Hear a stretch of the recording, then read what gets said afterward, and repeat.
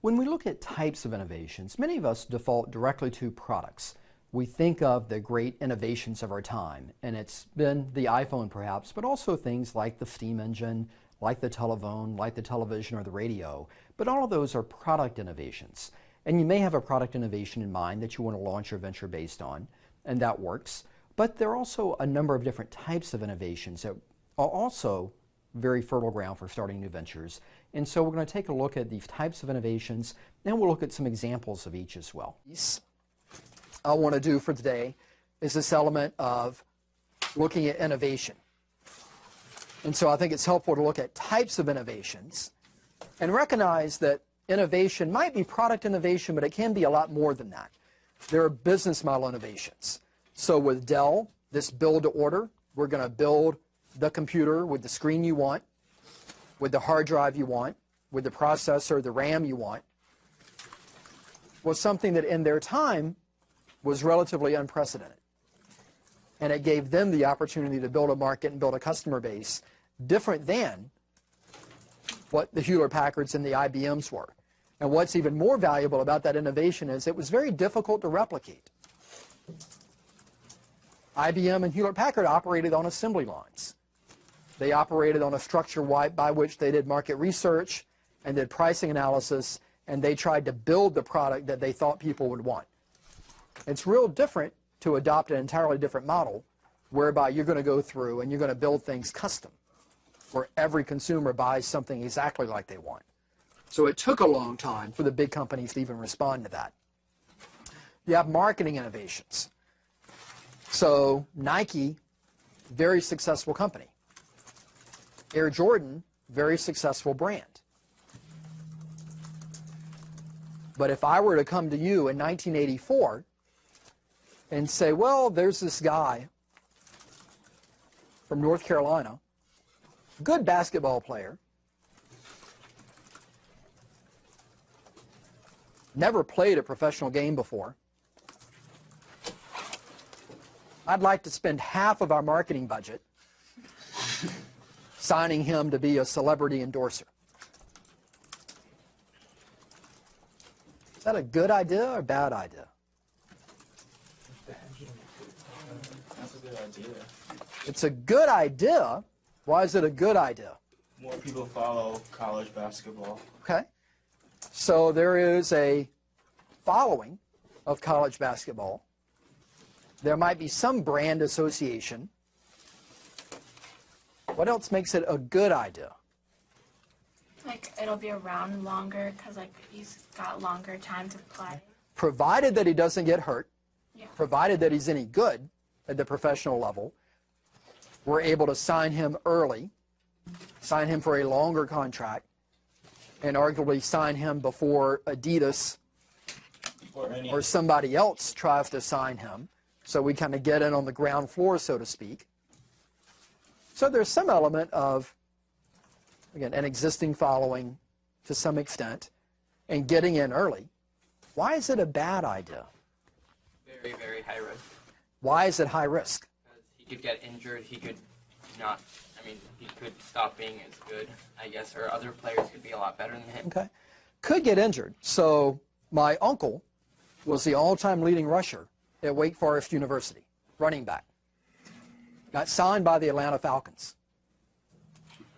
Knee injury in training, never played a professional game. So in that way, it's not uncommon for athletes to get injured and to get injured early and to never play professionally and or not play nearly as long as people thought they could. So we have a high risk of injury. What else are we risking? Well, they might just not be good also. Might just not be good. Like Jamarcus Russell, I mean. Lot of great college players just don't get it done at the professional level. And when you look at the ratios of how many people play your sport in college versus pro, it's almost a 1 in 100. So you could be the best out of 100, but then when you get and step up, you are in a much bigger competitive pool, and you might not be as good as people thought you were. have that person make a mistake or something like that. Okay. To them or something like Right. So in that way, again, are they going to, by lifestyle choices, diminish your brand, lose their audience, etc.? So there's a lot of risk inherent. And two, as a company, on the company side, Nike, half of their marketing budget is a lot of money. And they were still pretty young in the early 80s.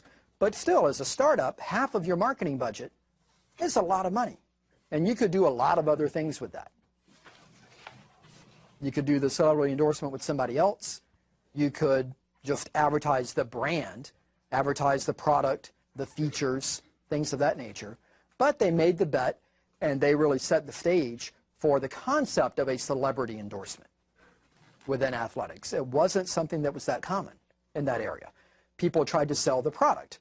And I have this thing, and it has this feature and this function, and it's this millimeter and this acceleration, etc. And that's what people tried to sell. Nike and Air Jordan really began to sell the brand and the celebrity element. So organizational innovations can come to market as well. And we see this with Avon. Tupperware was an earlier innovator of this. It's that customer-based sales force. It's people that are selling part-time. And when Avon really began to catch a lot of momentum, this was an era in the 50s where it was somewhat traditional. Women stayed at home, took care of kids, didn't go out to work. But there was an increasing interest in working. There was an increasing economic interest and in some cases necessity to work. Avon leveraged that, and they recognized that at the end of the day, their products are similar to other things that retailers sell, but by having a different model, a different organization, a different sales and marketing approach, they were very innovative in that space and able to have success there. We have process innovations. So once upon a time, you went to the movies. Later, you were able to go to the video rental store. Netflix, with this aspect of mail order, was a rapid departure from the video store. Not only was it cheaper, but it was, for the most part, always available. You could more or less get what you wanted when you want it, have it sent directly to you, watch it, keep it a day, keep it a week. There were no added fees for keeping it longer. The pricing model was based on how many movies you checked out simultaneously, not how many nights did you have that rental. So a different process of not only doing the delivery and the fulfillment, but a different process of what you paid and how you paid. How were they able to be dramatically more profitable than Blockbuster, to charge less and to not charge you by the night, to let you keep the movie for a week? How were they able to be more profitable on a percentage basis? The convenience of not actually having to drive to the store. Okay. Well, how were Netflix able to be more profitable? So that's a value to the consumer. Brick and mortar, like they didn't have a store that They didn't have to pay for the space. And to give you a sense of what space costs, even here in College Park, which is not a very high-rent area, a small space, a space the size of this room, may cost $2,500 a month to rent. A bigger store can be $10,000 a month. Plus my employees and your labor is probably going to be more than the space itself. So in that way, they're able to cut a lot of cost. They don't add a lot of value. You probably didn't necessarily say, oh, I've got some time to kill. I'm going to go to Blockbuster and look around. Or, oh, I'd like to do something fun. I'm going to go to Blockbuster. Why do you go to Blockbuster? To get the movie. So going to the store was kind of a necessary evil to get what you wanted, which was really the movie. So if somebody's going to mail it to me, why would I not do that? So again, process innovation. Product innovation is what we're a little bit more familiar with when we think about invention and creativity and innovation. And what we're looking at here are there things in the function, in the feature, in the ease of use. And so iTunes did a lot of things well. What they also did well that was somewhat unprecedented is they got the majority of the record labels to work with them. So iTunes was not the first place where you could go online and download a song for a fee. There was Rhapsody and others in that space, but prior to iTunes, they were lined up mainly by record label. So you had perhaps 3 or 4 online music retailers that you could buy the song, but there were only certain labels that they worked with. So depending on your artist, you had to kind of hunt and peck and go across all of these different online retailers to find the artist that was on the label for the song that you wanted to buy. And then the player for that may not be compatible with the player that you're using for some of the other artists whose songs you bought from the other sites. So it was very much kind of a hodgepodge experience. And price points were different. Whereas with iTunes, again, single platform.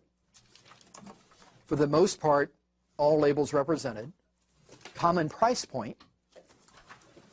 Ease of usability with my hardware. And very much, again, reinvented that space. Has anybody used Zipcar before? Been in a Zipcar? Yes. Okay, what's a Zipcar? Like Uber. Okay, Zipcar is a car rental company. What's different versus Enterprise, Avis, Hertz? They can be like parked anywhere in the city. They are distributed. If I want to rent from Avis, I go to the airport, or I go to an Avis storefront where they have cars in the lot. Zipcar may be outside of your office building, maybe outside of your apartment complex. There are a few here on campus. So they park 2 or 3 cars here, 2 or 3 cars there. Why is that not only ingenious, but just simply logical for people that want to rent cars? And you don't have to go anywhere to get the car. Right. I need a rental car. I don't have a car. How do I get to the rental car agency if I don't have a car? Shuttle buses. So in that way, again, it makes sense. Well, let's bring the cars to where the people are that need the cars. And so they've developed agreements with the universities and apartments and landlords and other agencies to have the cars distributed widely. How do you get in the car? You don't just walk up and help yourself. You have like a card, and you, Okay. I guess you pay for it online or something. Okay. You register online, you get a swipe card of sorts, and so that gives you controlled access to the car. What about damage? Can I just crank this thing up and go for a joyride, tear it apart, drop it off? Insurance. Insurance. Okay, so insurance is part of the fee.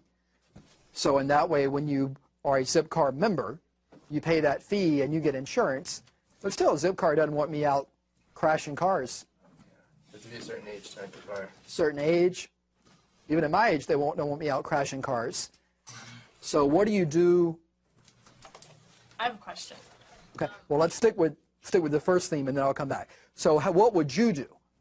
And again, all of these companies you should be thinking about, if I were the founder, if I were the CEO, what would you do to help manage this element of damage? Charge you for the expenses. Okay, so you would charge for damage, but how do you know, as the company, who did the damage?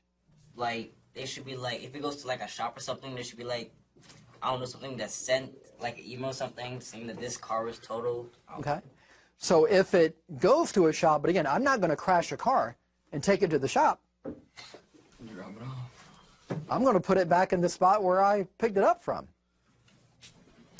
What do you think? How would you remedy this? Like an electronic log. Okay. Last person to use it, basically. And that's what they do. It's essentially that when you pick the car up, you take ownership of it in its current condition, and if there are any dents and scratches or damage, then you acknowledge that to Zipcar before you take the car. So they have this control system in place where you essentially monitor the product itself. Now, they may periodically send people out to vacuum the car, to wash the car, and they do that with some frequency. But in addition to that, they built part of their service innovation in is how do we manage risk, and they're using their customer base to help do part of that.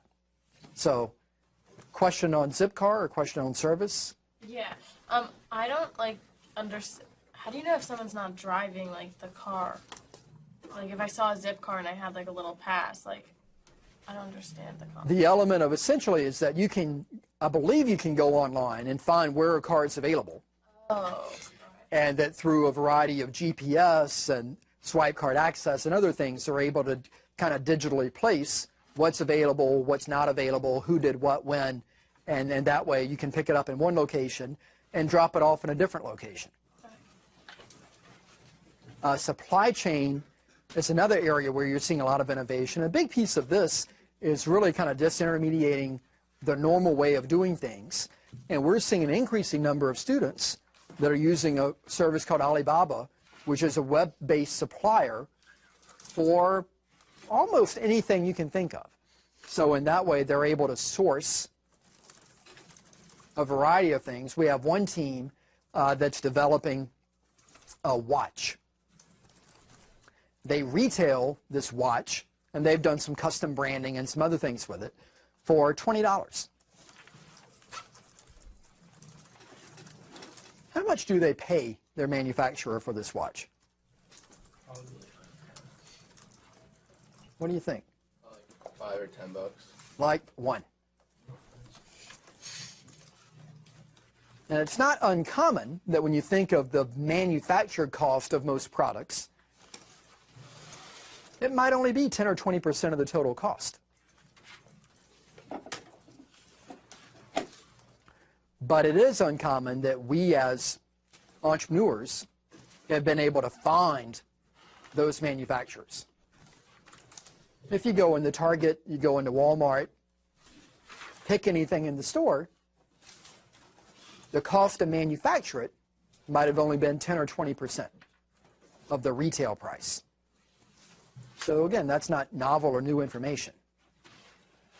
But what's novel, again, is that with Alibaba and some of these other online providers, it begins to provide a platform for small businesses and entrepreneurs to find the manufacturers where they can make these connections, and as a small business, get those same pricing advantages that big companies have been able to secure for a long time. And so I wanted to finish out and take a look at a couple of products that did not work. So this is a product called the Apple Newton. Apple Newton was available August 1993. It was large. So the iPhone is beside it to give you a sense of scale. And this is the Newton. 1993, pre-Wi-Fi, pre-3G, pre-distributed internet, pre-internet period for most people, was not a phone. What do you think you could do with this thing? Type stuff like... You could type stuff, not Word documents. So it had no interoperability with any kind of PC-related software. Okay. What could you do with it? He has an address book. Address book. Okay. Were you able to message people with other devices? No messaging, no connecting with anybody else. You could call them from your different device. You could call them from a payphone, but you would at least know their number because it was in your Newton. Yep. The same characteristics as like a PDA? It was PDA-like. So what are some PDA features that come to mind for you? You have an address book, along with like Address book. calculator. Calculator. We have a calculator. You could keep track of things to do, like a to-do list. To-do list. And you see a little bit of that. You know, here's your address book. Here's your to-do list. Calendar. Calendar. Had a calendar. Have like an audio recording thing. No audio, no MP3, no digital music. They have a touchscreen? Kind of. You did have the stylus here. So with the stylus, that's what you use to interface with the device. Notes. Notes. Notepad. Who is the customer? Business owners that need contact info, that need a calendar, that need a portable to-do list. Mainly people who are on the road. People that travel, that may not have their calendar and their appointment list and their Rolodex. People know what a Rolodex is? Yeah. Okay, interesting. Numbers get smaller every year. What's a Rolodex? It's like an address book, but it's like on a like twirls up and down. It's on like Yeah. It's essentially a note cards that are inserted into a wheel, much like a Ferris wheel, and you spin it until you get to the person's name that you're looking for, and it's typically done in alphabetical order. My grandmother still uses one. So you say your grandmother has one? Okay. So in that way, again, versus a Rolodex, which might be yay big, this is a pretty good deal. Versus a phone book, this is a pretty good deal. Now, a calculator, I could probably buy cheaper and smaller calculators, but if I'm going to carry it anyway, to have a calculator makes sense. $700, $1993. Oh, that's a lot of money. So when you do time value of money, you're at arguably 2.5 times that. So in our dollars, about $2,000. That's a lot of money. A lot of money. But this is Apple. You see this logo? I mean, that means it's going to automatically sell, right? Nah. Not at that point. Certainly not. That's old school logo. Yeah. So even big companies try things that don't work. But if you can say, hey, I've got this thing, it's for the traveler, it's for the businessman and woman on the road, it replaces their Rolodex, it's a to-do list, it's a calendar. It's big, it's expensive, and there were other things coming to market at the same time. Handspring was a big player at that time. And they had a comparable, cheaper, arguably better, and smaller device that did the job. So we talked about Dell a little bit, and Dell released an inventive laptop a few years ago that was meant to fit between a portable laptop and a desktop. Something that truly did both. What's the problem with most of your laptops that might make you prefer to use a desktop on occasion? They're small to contain like a lot of CPU, RAM, and Okay. There's an element of RAM, processor, hard drive historically that were a challenge, that with a desktop you can fit more in there and have some bigger pieces. What else? Battery power. Battery power. Okay. Yep. I'm going to go this way. Depending on where you are, like wireless internet. Okay. I drop mine a lot. Okay. So durability. Yeah. the screen size. Screen size. I have 20 inches on this one. 20.1 inches. Big battery. A lot of high-end processing capability. Durable. Rugged. I have a handle where you don't even need a case. So you fold this thing in half, and this hinge in the back becomes a handle. So your laptop might be small, but by the time you put it in what I put it in, it gets to be pretty big.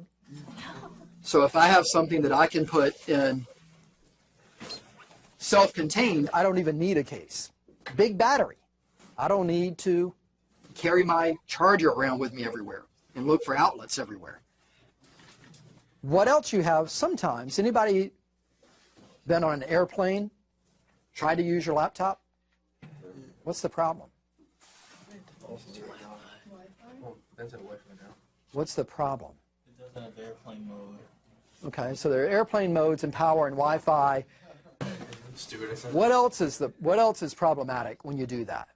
Not a lot of space. Fit it on the tray table. Doesn't really fit on the tray table. Again, typically with your laptops, you're in a mode by which you are constrained by the depth, and that for you to get it where you can view it, you need to kind of angle it back some, particularly if you are in a seated position. But if you don't have this amount of space to this amount of space, you're just kind of out of luck.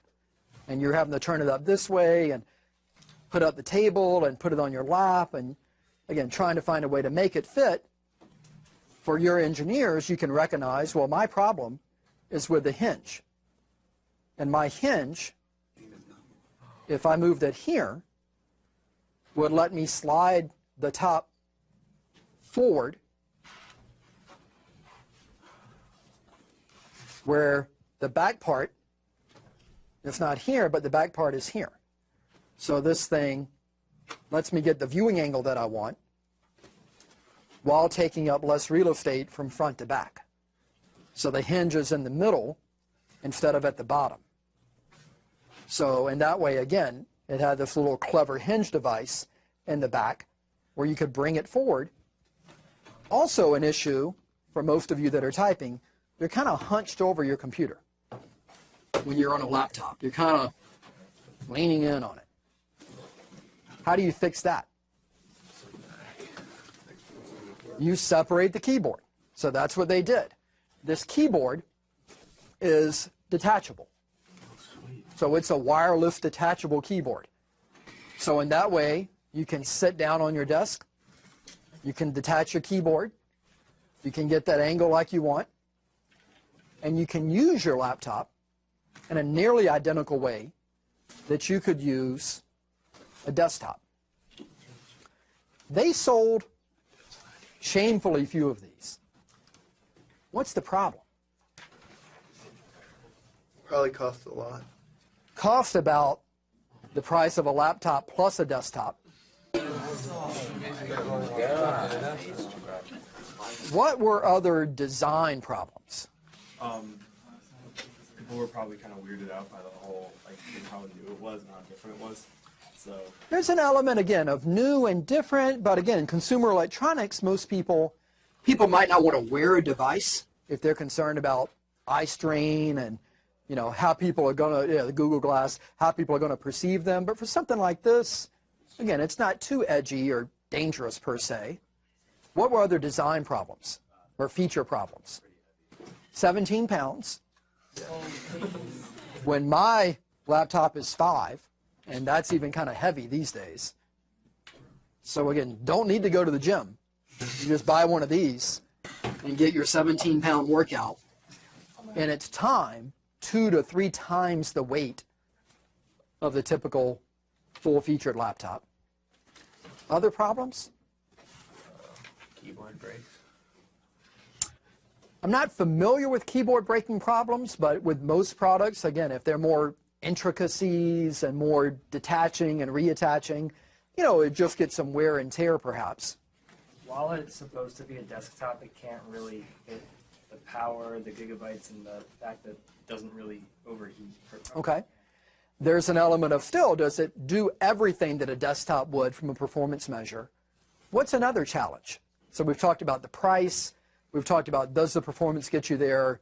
We've talked about the weight. What's another challenge?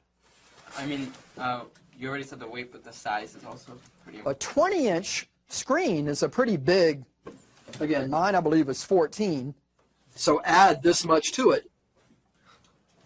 So if you have something that's this much wider and this much longer, it's almost like carrying a framed picture around. You know, it's a pretty big thing. It's a piece of luggage. That if you are a traveler, 17 pounds and this big, if you take it onto the airplane with you, yeah, it might do well here, but it's not going to fit underneath the seat in front of you.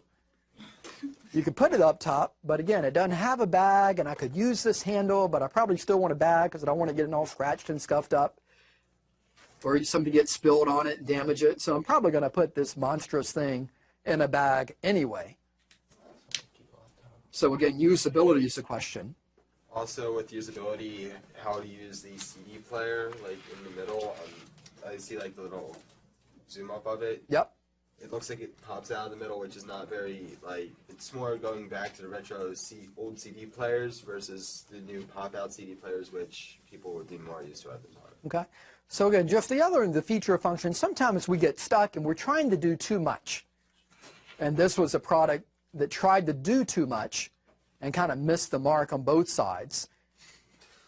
And that they tried to be a laptop and a desktop. And I see a lot of business ideas that fit in this category. You're trying to be all things to all people, and in the end, even if it is a price point people will be willing to pay, in order to get one party involved, you alienate the other group. You know, it's hard to be a Republican and Democrat. Hard to be both. Hard to be a laptop desktop. It's different features, different functions, different audience, different purpose, different price point. So in that way, I would beware trying to do too much. So a lot of what we've talked about has been technology products. Can you have innovative furniture? And so these chairs are pretty nice here. And a precursor to these chairs was the Aeron chair by Herman Miller. This came out and really got a lot of momentum in the late 90s. As something that had kind of a modern look and feel, that was comfortable, that was highly recyclable, that had these flex zones and breathability. What was the competitor? If you wanted an executive chair, Big ones with leather. it was the banker's chair, the big black leather armrest, wooden armrest chairs. So this chair was about $700.